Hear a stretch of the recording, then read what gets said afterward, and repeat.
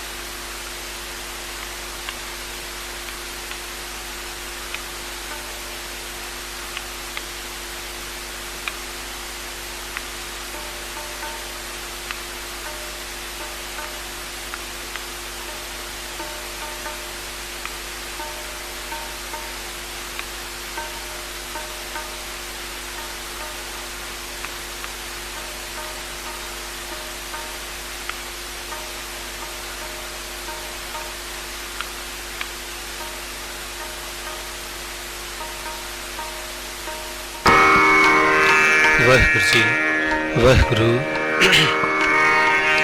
ਵਾਹਿਗੁਰੂ ਜੀ।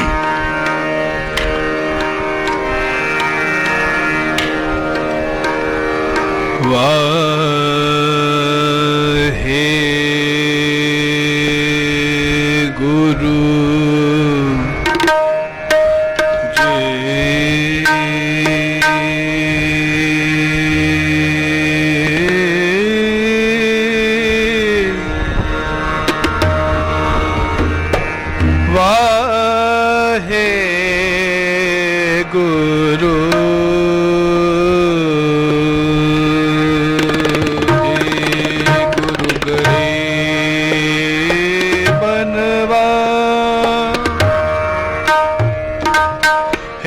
प्राणनाथ गोविंद है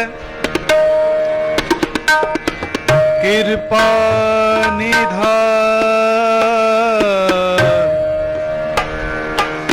जगत गुरु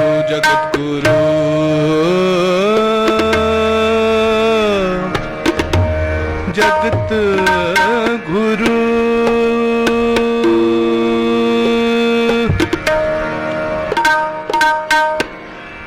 हे संसार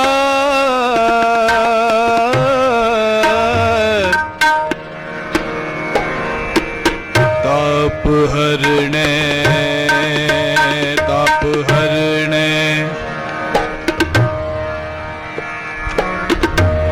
करुणा में सब दुख हरो है शरण जोग दयाल है शरण जोग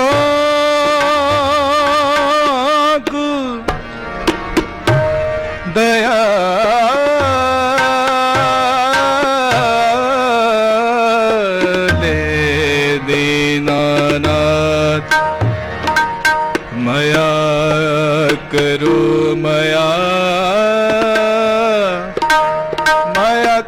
मया करो मया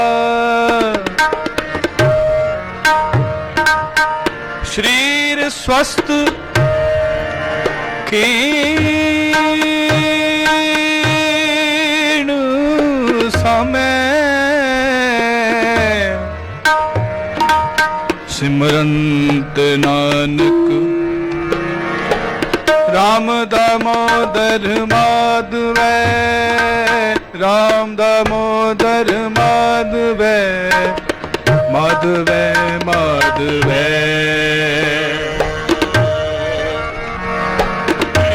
तेरे कवन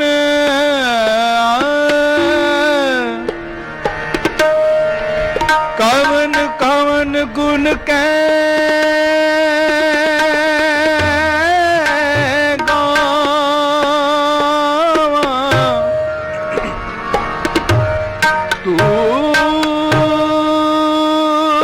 साहेब गुणी निधाना तू साहेब गुणी निधाना